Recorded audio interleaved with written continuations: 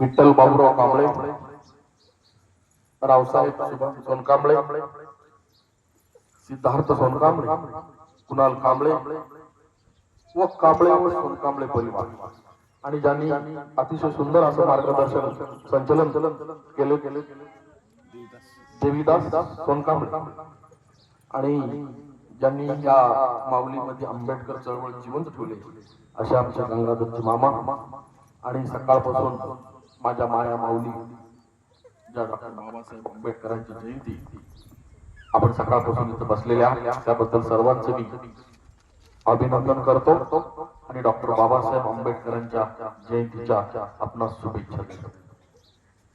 Doctor Babasaheb आंबेडकरांची जयंती साजरी करत असताना जो आनंद आपल्यामध्ये दिसतोय, आज हे बोलतो दिसते, चिमुकली अतिशय सुंदर भाषण केली, ही ताकद म्हणजे आंबेडकर, ही ऊर्जा म्हणजे आंबेडकर, मी घेतो तो श्वास म्हणजे आंबेडकर, मी जगतो तो जीवन आंबेडकर आणि त्यांची जयंती आपल्या गावात साजरी होते आणि ही जयंती साजरी करत असताना डॉक्टर बाबासाहेबांचे विचार आपल्या डोक्यामध्ये गेले पाहिजे आणि जयंती साजरी करत असताना आपण बाबासाहेबांना काय देतो याचं चिंतन या जयंतीच्या माध्यमातून झालेलं आहे। इथं माऊले बाबासाहेबांची जयंती, माहेराची जयंती कशी उत्साहात साजरी होते हे पाहण्यासाठी काही भगिनी माहेराला आलेल्या असतात, दुरून दुरून येत असतात। तसाच एक समूह काळ बाबासाहेबांच्या जीवनातला मी सांगतो तुम्हाला। बाबासाहेबांच्या जेव्हा बाबासाहेब जिवंत असताना जेव्हा बाबासाहेबांचे भाषण असायचे, परिषदा असायचे, त्या काळामध्ये मुंबई त्या काळातले कार्यकर्ते फक्त बाबासाहेब नाव जरी ऐकले तरी त्या दिशेने धावपळत जायचे, अंगावर कपडे नसो असो बाबासाहेबांचं भाषण ऐकण्यासाठी माझा समूह इतका तळपळीत जायचा की एक आमची ऊर्जा या आमच्या जातीची एक सूर्य त्या दिशेने जायचे। तसाच एक प्रसंग नागपूरमध्ये बाबासाहेबांचं एक महापरिषदेला भाषण होतं आणि त्या भाषणाला शेजारच्या गावाजवळच्या 4 महिलांना ठरवलं की आम्हाला बाबासाहेबांचं भाषण ऐकायला जायचं। त्या काळची परिस्थिती अतिशय गुलामीमध्ये आम्ही होतो, अस्पृश्य समाजामध्ये आम्ही होतो, आम्हाला एखाद्याकडे पाहण्याचा सुद्धा अधिकार नव्हता, आम्हाला स्पर्श करण्याचा सुद्धा अधिकार नव्हता, गावातल्या वेशीतून जायचा सुद्धा अधिकार नव्हता। इतकी भयानक परिस्थिती आमची होती, माझ्या माय माऊलीची होती। मी जर एक 20 वर्षाच्या मागे गेलो, 30-40 वर्षाच्या मागे गेलो, आमच्या आजोबा पंजोबाची जी परिस्थिती होती भयानक परिस्थिती होती, वरून पाणी टाकत होते। काय ते लोक जगले असतील, त्यांच्या या पुण्याईनं आम्ही आज छोटा मुलामध्ये आज सन्मानानं जगतोय, गाडीमध्ये फिरतो।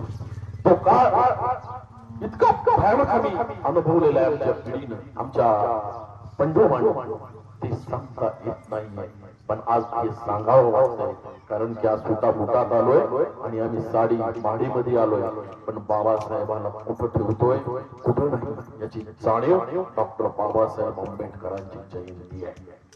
असाच एक समूह महिलांच्या कानी पडला आणि महिला ठरवल्या की बाबासाहेब येणार आहेत नागपूरला आणि बाई आपणाला बाबासाहेबांना भेटायला जायचं आहे आणि बाबासाहेबांचा सन्मान करायचा आहे। एक 4 भगिनींनी ठरवलं, त्या गावामध्ये नागपूरच्या 20-30 किलोमीटर अंतरावर राहणारं गाव, त्या गावातील महिला ठरवल्या की बाबासाहेबांना भेटायचं आहे। त्यांनी असंच ऐकलं गावामध्ये भीमराव आंबेडकरांचं भाषण नागपूरला आहे, त्याच्या कानावर पडलं आणि त्या काळची परिस्थिती इतकी भयानक होती त्या महिलांच्या, कारण की जगणं पोटाचं होतं, शान चोखला दूर होती, पोटाचा प्रश्न होता। पण बाबासाहेबाला भेटायला जायचं कसं जायचं, त्यांच्याकडे पैसे नको, काही नको, अंगावर चांगले वस्त्र नको, फक्त अंगाला जे लागणार आवश्यक आहे तेवढेच कपडे त्या महिलांच्या अंगावर, आणि त्या महिलांनी ठरवलं की आपल्याला बाबासाहेबांच्या सभेला जायचं आणि आपल्याकडे तर पैसे नाही, चौघीने ठरव माय काय करू म्हणले, आपण मोळी बोलू. आज पाटलाच्या गावात घरामध्ये एक कार्यक्रम, लाकडं गोळा करू आणि वाणीच्या पाटलाच्या गावात लग्न आहे आणि त्याला लाकडं पाहिजे आणि ते लाकडं विकून आणि आपण बाबासाहेबांना भेटायला जाऊ. चौकीनं निर्णय केला आणि ती मोळी उडी लाकडं गोळा केले दिवसभर आणि ते मोळी विकून आणि नागपूरच्या दिशेनं पायात चप्पल नाही, अंगावर कपडे नाही, कपडे आहेत तर मळके सोडून त्याच परिस्थितीमध्ये त्याच दिशेने बाबासाहेबांचं भाषण ऐकण्यासाठी आणि बाबासाहेबांना भेटण्यासाठी ते महिला जात आहेत. आणि वाघपुरी ते बाबासाहेबांचं समाजाला उद्देशून भाषण ते ऐकत आहेत. कानात एक एक एक एक शब्द असा रुजतोय त्यांच्या. त्या काळातल्या महिला, त्या महिलांचं खरंच शक्ती म्हणावं लागेल की बाबासाहेबांना भेटण्यासाठी गेल्या. आणि बाबासाहेबांचा कार्यक्रम म्हणजे खूप गर्दी होती बाबासाहेबांना पाहण्यासाठी, ऐकण्यासाठी. पण त्या महिलांना भेटायचं आहे, पण कोण भेटू? पण त्यांना बाबासाहेब त्या सभेमध्ये भेटले नाही आणि त्यांनी काय केलं की गेटला येऊन थांबले की ह्या ठिकाणी बाबासाहेब आपल्याला दिसतात, दुरून तर पाहू थोडं, भेट होत नाही तर नाही. पण ते महिला गेट जवळ थांबतात आणि बाबासाहेब असे निघतात आणि म्हणतात, त्या समूहामध्ये त्यांना बाबासाहेबच माहिती, आवाज देतात, अहो बाबासाहेब कोणते आहे जी, त्या काळचा शब्द आहे, अहो बाबासाहेब कोणते आहे जी. हा शब्द बाबासाहेबांच्या कानावर पडतो आणि बाबासाहेब थांबतात की ही महिला माझ्या नाव काय, मला कसं काय विनवतात.